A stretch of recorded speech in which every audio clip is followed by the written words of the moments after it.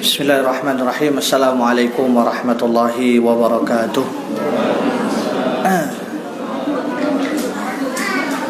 Alhamdulillah. Alhamdulillahil mahmud bi kulli lisan, al-ma'bud fi kulli zaman, la yakhlu an ilmihi makan wa la yashghaluhu sya'nun an sya'n, jalla 'anil ashbahi wal andad, وتنزه من الصاحبة والأولاد ونفذ حكمه في جميع العباد لا تمثله العقول بالتفكير ولا تتوهمه القلوب بالتصوير ليس كمثله شيء وهو السميع البصير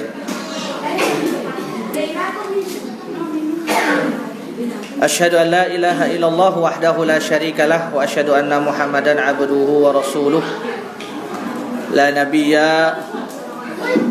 ولا رسول بعده اللهم لا سهل إلا ما جعلته سهلا وأنت تجعل الحزن إذا شئت سهلا اللهم سهل لنا أمورنا واشرح لنا صدورنا اللهم علمنا بما ينفعنا وانفعنا بما علمتنا وارزقنا علما نافعا Rabbi syrah li sadri wa yassir li amri wahlul 'uqdatam min lisani yafqahu qawli, amma ba'd. Hadirin hadirat jamaah, bapak-bapak, ibu-ibu yang semoga dirahmati oleh Allah Subhanahu wa taala. Bersyukur kita kepada Allah Subhanahu wa taala yang masih mengizinkan kita untuk kembali bertemu dengan sebuah bulan yang mulia. Bersyukur kita kepada Allah Subhanahu wa taala yang telah memberikan kita kesempatan sekali lagi untuk bisa insyaallah taala hadir bersama dalam menunaikan salat tarawih selama bulan Ramadan ini. Segala puji dan syukur hanya milik Allah Subhanahu wa taala. Salawat dan salam senantiasa tercurahkan kepada baginda Muhammad sallallahu alaihi wasallam, kepada keluarga beliau, para sahabat, para tabi'in, tabi'ut tabi'in, dan orang-orang soleh yang senantiasa memperjuangkan sunnah dan juga dakwah beliau hingga hari kiamat kelak. Bapak-bapak, ibu-ibu, hadirin hadirat yang semoga dirahmati oleh Allah Subhanahu wa taala. Sudah sepantasnya kita sebagai orang yang mengaku beriman kepada Allah, sudah sepantasnya kita sebagai manusia yang mengaku mencintai Rasulullah sallallahu alaihi wasallam merasa gembira, merasa senang atas kehadiran bulan Ramadan. Karena Rasulullah sallallahu alaihi wasallam dulu beserta para sahabat radhiyallahu anhum ajma'in, ketika malam pertama di bulan Ramadan, beliau menyambutnya dengan penuh semangat dan penuh kegembiraan. Sampai-sampai Rasulullah SAW memberikan julukan sendiri terhadap bulan Ramadan, yaitu Syahrun Mubarak. Rasulullah SAW bersabda, "Qad ja'akum syahru Ramadan." Sungguh telah datang kepada kalian para sahabat bulan Ramadan, Syahrun Mubarak, kata beliau, bulan yang penuh keberkahan. Ya. Kataballahu alaikum siyamuhu. Allah Subhanahu wa taala akan mencatat puasa kalian pada bulan itu. Fihi tuftahu abwabul jinan. Pada bulan tersebutlah Allah akan bukakan pintu-pintu surga. Ya. Wa tughlaqu abwabul jahim, dan Allah akan tutup rapat-rapat pintu neraka. Wa tughallu bihi syayatin aw wa tughallu fihi syayatin, dan Allah akan mengekang semua syaitan-syaitan pada bulan itu. Fihi lailatun khairum min alfi syahr. Di dalamnya ada satu malam, kata Rasulullah, yang lebih baik, lebih bagus daripada 1000 malam. Ya, daripada 1000 bulan. Man hurima khairuha faqad hurima. Nah, terakhir Rasulullah mengingatkan kepada kita, barang siapa pada malam itu Allah haramkan kebaikan bagi dirinya, maka Allah juga akan mengharamkan kebaikan-kebaikan setelah di bulan Ramadan. Hadirin hadirat yang berbahagia, pada hadis ini Rasulullah SAW menjelaskan kepada kita bersama, ya, bagaimana beliau sangat gembira dan antusias ketika Ramadan datang. Beliau mengabarkan kepada para sahabat bahwasannya pintu-pintu surga akan Allah buka selapang-lapangnya. Menandakan apa? Pada bulan inilah kesempatan kita melipat gandakan amalan soleh, memperbanyak kebaikan-kebaikan yang mana kita tidak bisa kerjakan di selain bulan Ramadan. Begitu juga beliau menyampaikan bahwasannya ditutuplah pintu-pintu neraka dan juga dibelenggu para syaitan. Maksudnya apa? Para ulama mengatakan maksudnya adalah disitulah Allah memperkecil peluang maksiat bagi diri kita. Ya, maka benarlah apa yang dikatakan oleh Imam Ibn Rajab bin Hambal di dalam bukunya, ya, Lataiful Ma'arif. Beliau mengatakan apa? Bagaimana bisa seseorang tidak bahagia ketika Allah Subhanahu wa taala mengabarkan bahwasanya pintu surga dibuka seluas-luasnya. Bagaimana seseorang tidak merasa bahagia tatkala dulu dia pernah berbuat dosa dan dia ingin kembali bertobat kepada Allah, sedangkan Allah menutup pintu neraka serapat-rapatnya. Dan bagaimana bisa orang yang berakal tidak bahagia, kata beliau, tatkala Allah telah membelenggu para syaitan di muka bumi ini. Subhanallah. Maka kita sebagai orang yang berakal, hadirin sekalian, patut, ya, kita menyambut bulan Ramadan ini penuh dengan gembira, penuh dengan semangat. Nah, jadi baru tarawih yang kedua sudah lotoy, jangan. Ya, sudah lesu, jangan. Ya, baru, ya, kalau teman-teman saudara yang puasanya kemarin hari Sabtu, nah ini baru tarawih ketiga. Kalau yang baru tadi ini tarawih yang kedua. Ya, maka kita sebagai orang yang muslim, orang yang mengaku beriman kepada Allah Subhanahu wa taala, jangan sampai kita menghadapi bulan Ramadan ini yang ada hanya beban dan tekanan. Jangan sampai. Harusnya kita mengikuti Rasulullah dan para sahabat. Berkaitan tentang kegembiraan kita di bulan Ramadan, subhanallah. Tema ini bagus sekali Bapak Ibu sekalian. Ya, dari teman-teman Anas, ya. Makmur masjidku, damai negeriku. Ini sebenarnya sebuah doa dan harapan. Ya, sebuah doa dan harapan bagi kita bersama agar apa? Agar masjid-masjid kita di Indonesia ini, terutama di Jawa Tengah ini, makmur. Kenapa? Dari masjidlah peradaban dimulai. Dari masjidlah sebuah kejayaan itu akan muncul, dan dari masjidlah sebuah pertolongan itu akan datang. Maka ini sebenarnya doa para asatidz sekalian di Jawa Tengah, di Solo terutama, doa harapan agar apa? Agar umat kembali memakmurkan masjid-masjid, dan setelah itu dari masjidlah kita mampu mendamaikan negeri kita, insyaallah taala. Maka dari itu, hadirin hadirat jamaah yang semoga dirahmati oleh Allah Subhanahu wa taala, ya, terutama terkhususnya para takmir. Musola dan masjid itu sebenarnya sama, Pak. Ya, masjid tempat sujud, ya, musola tempat sholat. Yang membedakan itu adalah yang satu sudah mendapat pengakuan dari negara karena diwakafkan mungkin, yang satu masih belum terdata. Itu saja bedanya. Fungsinya sama, yaitu untuk beribadah kepada Allah Subhanahu wa taala. Ya. Kenapa masjid itu dijuluki oleh Allah Subhanahu wa taala sebagai Baitullah? Ya, bait ini Bapak-bapak Ibu sekalian dalam bahasa Arab diambil dari kata bata yabitu. Maknanya apa? Tempat kita kembali. Ya. Kalau Bapak-bapak Ibu-ibu sudah seharian ini keluar mencari nafkah, penat di luar sana, pasti ada yang namanya tempat kita ingin istirahat kembali. Maka itu namanya baitun, rumah. Kenapa masjid disebut Baitullah? Itulah tempat kita kembali kepada Allah Subhanahu wa taala. Maka kalau kita telusuri sejarah bagaimana andil perannya masjid di dalam peradaban Islam itu luar biasa besarnya.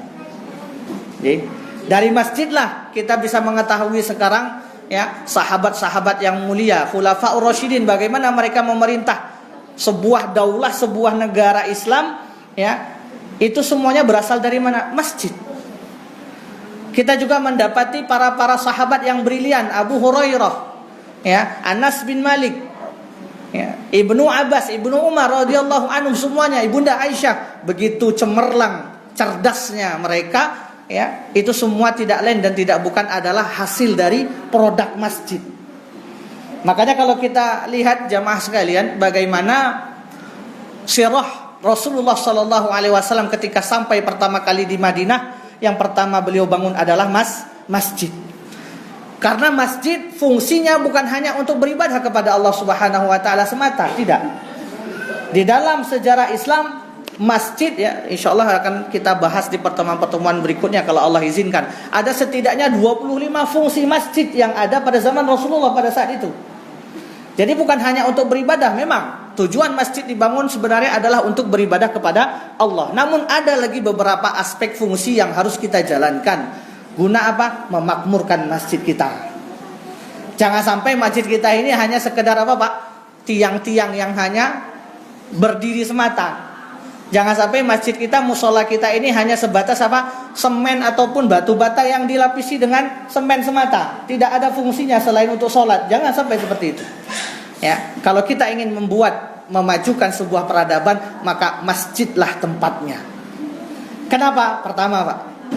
Ya, kenapa masjid itu menjadi pusat pergerakan, pusat perubahan, pusat ya di mana umat Islam itu berkembang? Pertama, itu sudah menjadi perintahnya Allah.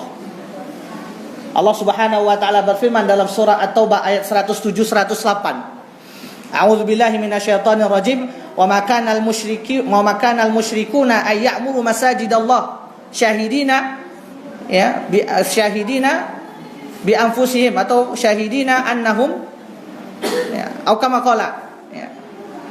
Apa artinya?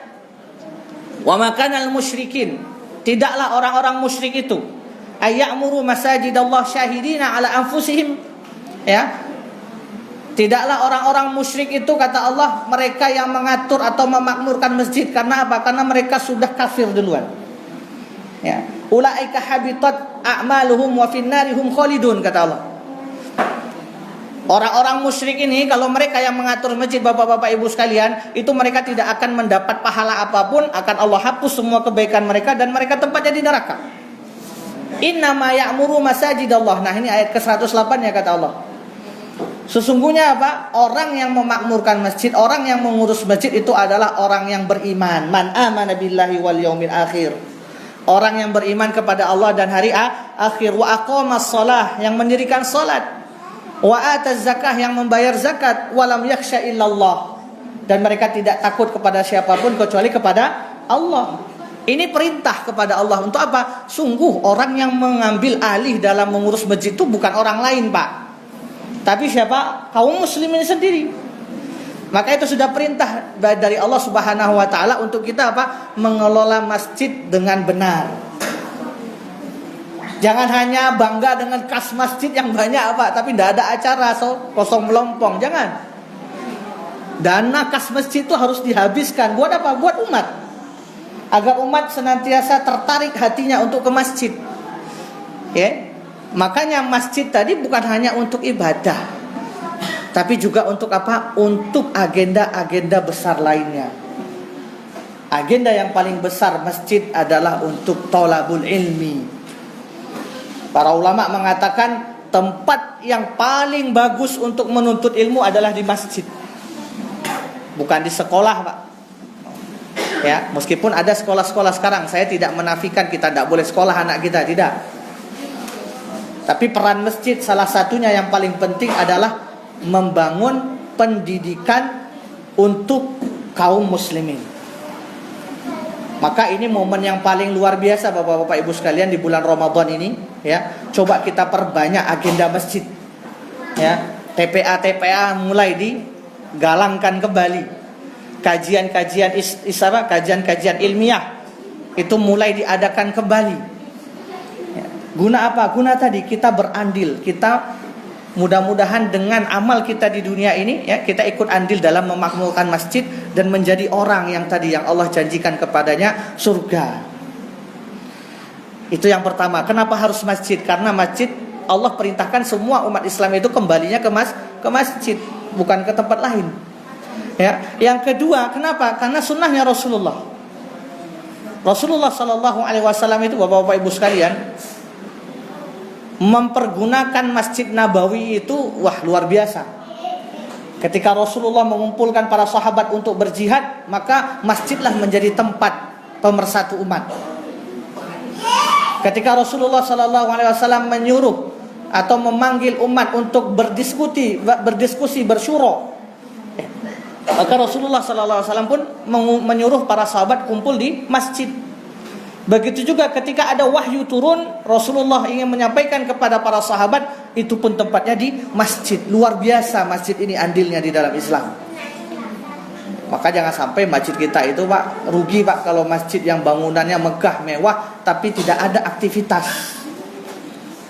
Ya, rugi kalau kita bangun masjid yang mewah bagus tapi tidak ada aktivitas. Lebih bagus kita masjid seadanya seperti ini tapi luar biasa aktivitasnya untuk umat. Jadi Rasulullah SAW pun ya, sunnah beliau adalah menghidupkan masjid. Apa alasan berikutnya kenapa masjid harus kita jadikan ya patokan peradaban, jadikan tempat awal mulanya ya kejayaan Islam ini muncul dan kembali ya, karena masjid adalah tempat yang paling aman di dunia. Ini sedikit sharing Bapak Ibu sekalian. Ya. Jadi jangan takut ya, kalau kita di masjid apa-apa, ataupun kita punya masjid atau kita punya musola atau apa, itu jangan sampai takut kita kekurangan ya, yang namanya finansial. Jangan sampai takut kemalingan kotak infak. Ya. Kalau kemalingan kotak infak itu biarlah, itu karena mungkin masjidnya tidak pernah ngasih infak kepada warga sekitar. Wajar diambil kotak infaknya sama orang.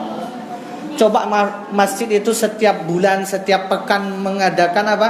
Mengadakan acara memberi santunan kepada orang-orang yang kurang mampu. Saya rasa kotak-kotak masjid itu akan aman, Pak. Ya. Maka kita harus evaluasi juga, kenapa kotak masjid kok sering hilang? Mungkin itu masjid kurang sedekah masjid ini. Misalnya. Ya, masjid itu merupakan tempat yang paling aman. Ini sedikit kisah Bapak-bapak Ibu sekalian. Saya berasal dari Aceh. Ya, saya berasal dari Aceh. Ketika tahun 2004 tsunami yang lalu, itu saya merasakan langsung, Pak. Rumah saya itu kurang lebih ya, jaraknya dari Masjid Baitur Rahman itu, masjid besar Banda Aceh itu kurang lebih sekitar 100-200 meter jarak rumah saya. Nah, ketika kejadian tsunami Bapak Ibu sekalian, saya beserta keluarga saya, bapak saya, ibu dan abang dan kakak saya, ketika kejadian tsunami, awalnya kan gempa dulu itu Pak, 8,9 skala Richter, besar sekali gempanya Pak. Saya seumur hidup baru pernah merasakan gempa yang seperti itu. Gempa Bantul itu masih kurang. Gempa Bantul kemarin berapa Pak? 7, sekian, hampir 8. Ini gempa Aceh itu 8,9 skala Richter. Ya Pak, itu kayak diayak Pak. Bapak tahu diayak itu Pak? Ayak ya, bahasa Jawanya diayak ya, kalau apa tepung apa beras itu Pak. Nah, diayak ya. Apa bahasa Jawanya itu? Sama. Itu seperti itu Pak. Ya apalah bahasanya. Jadi itu orang yang lari itu Pak, mohon maaf, orang yang lari itu bukan ke depan Pak, ke belakang larinya Pak. Saking dahsyatnya gempa itu, dia mau lari tapi mundur ke belakang. Ya. Nah setelah kejadian gempa itu banyak rumah-rumah dan toko-toko yang ambruk, ya. Dan orang-orang banyak pergi keluar rumah melihat keadaan kota Banda Aceh pada saat itu. Nah, saya sama keluarga alhamdulillah, mungkin Allah masih selamatkan saya sama keluarga. Itu kita juga mau pergi sebenarnya Pak, mau jalan-jalan. Ya, Kalau seandainya Allah izinkan saya pergi, mungkin saya tidak tahu apa masih ada di sini bersama bapak-bapak sekalian. Namun qadarullah tidak jadi kita jalan-jalan. Ya, akhirnya kita pengen lihat situasi di kota Banda Aceh mana saja yang hancur bangunannya. Nah, selang beberapa menit bapak-bapak ibu-ibu sekalian, kalau nggak salah sekitar 8-10 menit lah, itu baru datang air yang namanya tsunami. Masyarakat Aceh belum pernah yang mengalami yang namanya air pasang air laut naik, Pak. Maka kita menyaksikan orang-orang dari pinggir pantai itu lari, mereka berteriak, "Ilaut naik." Ilaut itu air laut maksudnya. Kita tuh sampai tidak yakin, ini benar nggak air laut naik? Biasanya yang naik itu air sungai. Jadi, kalau hujan lebat, air sungai naik. Ini nggak ada hujan, nggak ada apa kok air laut naik. Sedangkan laut itu jaraknya dari kota Banda Aceh kurang lebih 10 kilo. Ya. Nah, ketika itu akhirnya kita baru ngelihat air hitam itu, Pak, begitu dahsyat. Akhirnya kita berinisiatif untuk lari ke masjid. Entah kenapa hati itu menggerakkan kita lari ke masjid, Pak. Alhamdulillah. Kalau mungkin lari selain ke masjid, mungkin saya nggak tahu selamat apa tidak. Ya. Hati itu bersama keluarga semuanya kita sepakat, ayo kita lari ke masjid. Akhirnya ayah setelah ngambil beberapa surat penting di dalam rumah, kemudian kita lari ke masjid. Sampai di masjid, kita tidak ngelihat di luar, Pak, karena ramai sekali orang itu. Ya, ribuan orang bisa di dalam masjid itu, Pak. Dan kebetulan masjid itu tinggi, ya. Masjid Baitur Rahman itu tinggi. Itu ada, kalau tidak salah itu 6 meter lah tangganya, itu baru masjid. Jadi di bawah itu aula besar. Ya, untuk acara-acara walimahan, pernikahan dan lain sebagainya di bawah itu. Nah, setelah kejadian tsunami barulah ada yang bercerita bahwasannya apa? Air di dalam masjid itu tenang, Pak. Pada masa itu air itu tingginya sekitar 5 meter, satu tingkat ruku. Ya, air di luar masjid itu suaranya luar biasa, Pak, gemuruhnya besar sekali. Kayak suara pesawat. Gitu. Tapi ketika di dalam masjid itu airnya tenang sekali, Pak. Ya. Bapak tahu mobil Panzer deh. Mobil Panzer tahu, Pak? Mobil angkutan pasukan itu Brimob. Mobil Panzer itu. Yang terbuat dari baja itu. Itu, Pak, remuk kayak kerupuk, Pak. Bulat kayak gini. Subhanallah, saking kencangnya air tsunami itu, Pak. Nah, ketika sejam setelah kejadian tsunami, ya, di depan masjid raya itu ada ruko orang Cina punya, Pak, 4-5 tingkat kalau tidak salah. Itu ada sekitar 20 orangan, itu di atas ruko paling tinggi mereka. Ya, ketika setelah kejadian tsunami air surut, itu orang-orang Cina ini datang ke masjid, ke takmir masjid. Mereka semuanya menyatakan masuk Islam. Ketika ditanya kenapa kalian masuk Islam, apa kata mereka? Kami itu ngelihat, Pak, ada 4 orang besar tinggi katanya. Pakaiannya serba putih kayak pakaian orang muslim, maksudnya pakai jubah, pakai sorban. Mukanya tidak kelihatan karena saking bercahayanya. 4 orang ini mengangkat masjid raya itu, Pak. Subhanallah. Mengangkat masjid raya tadi. Sehingga apa? Sehingga semua orang yang di dalam masjid itu Allah selamatkan, sedangkan sekitarnya, Pak, rata, Pak. Itu kalau dikatakan mungkin kemungkinan orang yang selamat kecil. Karena apa? Luar biasa dahsyatnya air laut tadi. Gitu kan? Nah, inilah yang membuat mereka masuk ke dalam Islam. Itu kisah yang pertama. Kisah yang kedua, Pak. Saya punya seorang ustadz namanya Ustadz Salman. Beliau hafal Quran, hafiz 30 juz. Ya, beliau teman-teman dari PKS. Kalau di Aceh sana banyak PKS, Pak. Ya. Beliau punya pondok pesantren. Jaraknya dari laut itu cuman berapa? 200-300 meter, dekat sekali. Anak-anak itu kalau liburan main mandi-mandi laut gitulah kalau liburan. Ketika kejadian tersebut, ya, beliau perintahkan semua ustadz dan juga penghuni pondok pesantren masuk ke dalam masjid, kita ngaji murojaah, kata beliau. Tidak boleh ada yang keluar. Nah, setelah itu, ya, mereka mengaji, Pak. Bapak-bapak kalau pernah ke pondok tahfiz itu kalau dengar anak-anak santri ngaji itu kan suaranya bergemuruh ya Pak, kayak suara lebah nyaut satu sama lain, saking ributnya mereka murojaah. Indah sekali itu Pak suaranya. Kenang-kenangan kalau kita di pondok tahfiz dulu. Nah, ketika kejadian ada satu anak itu izin Pak mau ke kamar mandi. Ya. Ustadz, saya izin kata anak tadi. Kamar mandi. Oh ya, silakan. Ketika sampai di depan pintu, anak tadi teriak Pak, Allahu Akbar, takbir dia, kencang sekali. Karena anak tadi teriak, semuanya pada pergi ke pintu masjid. Kenapa? Ketika dilihat Pak, Masya Allah, 15 meter tingginya air laut Pak, warna hitam. Itu terbelah tepat di depan pintu masjid. Saya masih merinding sampai sekarang kalau dengar cerita, ngingat cerita itu. Yang lainnya semua sudah rata, satu masjid masih berdiri warna putih, itu nama pesantrennya. Itulah masjid pondoknya.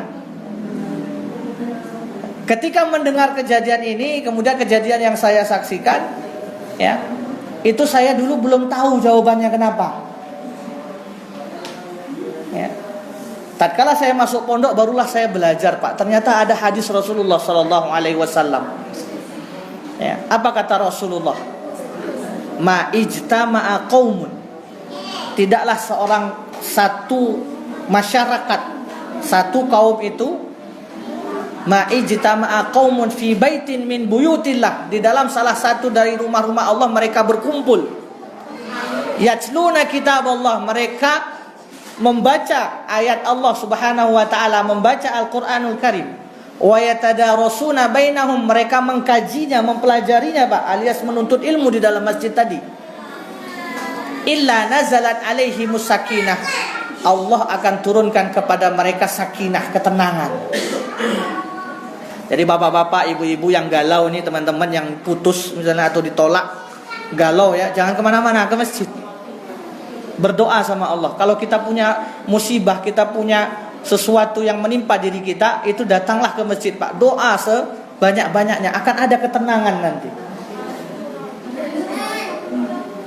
Wa ghasyiyatuhumur rahmah, kata Rasulullah. Allah akan curahkan kepada mereka rahmatnya, ampunannya, ya.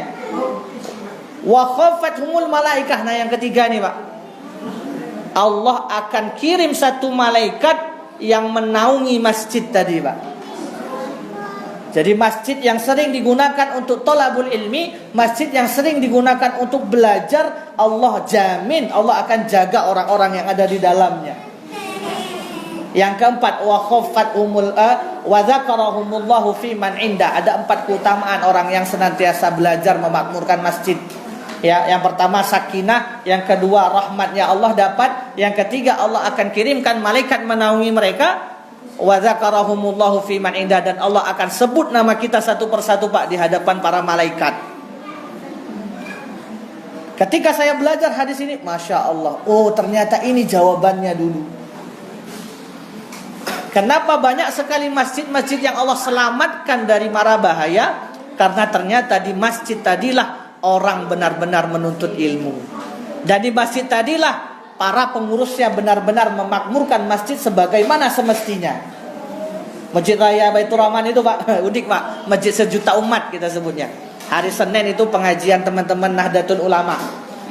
Hari Selasa Muhammadiyah kajian di situ. Hari Rabu teman-teman PKS. Ya, hari Kamis teman-teman jamaah tabligh dapat tempat di situ. Jadi semuanya boleh ngaji di masjid itu, subhanallah. Wah, ini musola kita nih luar biasa kalau bisa seperti itu. Tidak menutup perbedaan, Pak.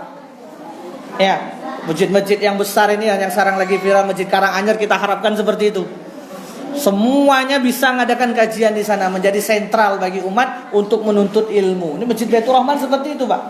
Jadi full Senin sampai Ahad itu ada kajian di masjid tadi. Dan itu pakai mic luar, biar apa? Biar orang-orang pasar itu dengar. Karena di Masjid Raya itu Pak, sebelakangnya ini pasar Aceh namanya. Makanya ketika kajian-kajian di Masjid Raya itu dipakai mic luar, biar apa? Masyarakat itu dengar semua. Subhanallah. Ternyata ini jawabannya, Allah lindung masjid yang memang benar-benar kita fungsikan sebagaimana mestinya. Banyak lagi Pak cerita-cerita ya Pak, di Suriah, di Ambon, teman-teman kita yang di Ambon itu bagaimana mereka dulu ketika kerusuhan Ambon itu banyak Allah selamatkan yang di dalam masjid. Menandakan apa? Masjid merupakan tempat yang paling aman. Makanya kalau kita benar-benar bisa ya memanage masjid kita, memanage musala kita untuk kegiatan-kegiatan yang memang semuanya kembali untuk umat. Infak yang ada ini kan uang umat, Pak. Maka kembalikan untuk umat. Jangan sampai kita tahan tabungan, wah bangga ditulis tabungan musola Al-Ikhlas 100 juta. Meh opo Pak 100 juta. Keluarkan 100 juta itu untuk masyarakat sekitar. Agar apa? Agar banyak nanti teman-teman atau saudara kita yang tertolong ya, menafkahi keluarganya yang tak mampu, ya, menyekolahkan anaknya yang tak mampu. Sehingga apa? Memang fungsi masjid itu benar-benar ada. Jamaah yang semoga dirahmati oleh Allah Subhanahu wa taala, setidaknya ada 3 tadi alasan kenapa harus masjid. Ya, kalau kita ikut kajiannya Ustadz Luqman Hakim Munzalan itu ada banyak lagi Pak ya, tapi tidak bisa kita sampaikan di malam yang hari ini. Setidaknya 3 inilah yang menjadi apa? Patokan. Agar apa? Agar kita jangan salah merindu Pak. Agar kita jangan salah merindu. Ya, saya sangat disayangkan kalau masjid-masjid itu terkunci. Karena orang itu setiap hari pasti ada masalah, dan pasti fitrahnya manusia Pak. Apalagi orang Islam, fitrahnya manusia, kalau dia sudah tak mampu menghadapi masalah, pasti larinya ke masjid Pak. Kasihan orang-orang yang punya masalah di luar sana, ketika hendak ke masjid, masjidnya dikunci. Kemana mereka harus mengadu? Mau gak mau mereka akan cari tempat lain pelampiasan. Ya, ke diskotik lah, ke bar lah, kemana lah, open 24 jam, Masya Allah. Kalah pula masjid sama bar. Bar itu open 24 jam. Ya, kalau kita di Jakarta tempat-tempat nauzubillah itu tempat-tempat dugemnya artis-artis itu di daerah Mampang itu Pak, itu 24 jam full service Pak. Datang ke sana kita, jaket diambil, ya kan, dikasih sepatu, mau kasih apa Pak? Ini ada makanan pencuci mulut ini. Belum bayar itu Pak, belum duduk. Servisnya luar biasa. Nah, masjid itu harusnya jangan kalah seperti itu. Sehingga apa? Sehingga anak-anak muda, ya orang-orang yang punya masalah itu tidak salah merindu. Perginya bukan ke tempat lain, tapi kemana? Ke masjid. Ya, saya harapkan kita mulai coba tidak digembok masjid kita ini. Ya, tidak digembok. Kalau takut kehilangan, makanya ngadakan aktivitas 24 jam. Insya Allah akan ada yang jaga. Jangan takut akan kehilangan kota infak. Tadi orang masjid yang kehilangan kota infak itu mungkin tidak pernah sedekah masjidnya, makanya diambil sama orang. Karena uang itu adalah uang umat. Mari bapak-bapak, ibu-ibu yang dirahmati oleh Allah Subhanahu wa taala, ya, semoga sedikit yang saya sampaikan tadi bisa menambah semangat kita. Ini bulan Ramadan, mumpung awal Ramadan Pak. Sebuah momen ya yang luar biasa yang kita tunggu-tunggu, maka coba perbanyak aktivitas di masjid. Ya, jangan cuma salat tarawih saja Pak. Subuh ngadakan kajian, TPA, buka puasa bersama, ngadakan kalau ada donatur coba diadakan acara apa? Makan-makan bersama gitu kan. Jum'ah berkah kayak apalah namanya ya, ketika di luar bulan Ramadan, ketika di Ramadan santunan anak yatim dan lain sebagainya, banyak yang kita bisa berikan untuk umat dari masjid. Monggo. Mudah-mudahan apa yang saya sampaikan pada hari ini bermanfaat ya, dan mudah-mudahan kita bisa memakmurkan masjid dan Allah pilih menjadi orang yang senantiasa meramaikan masjid. Amin amin ya rabbal alamin. Wabillahi taufiq wal hidayah. Assalamualaikum warahmatullahi wabarakatuh.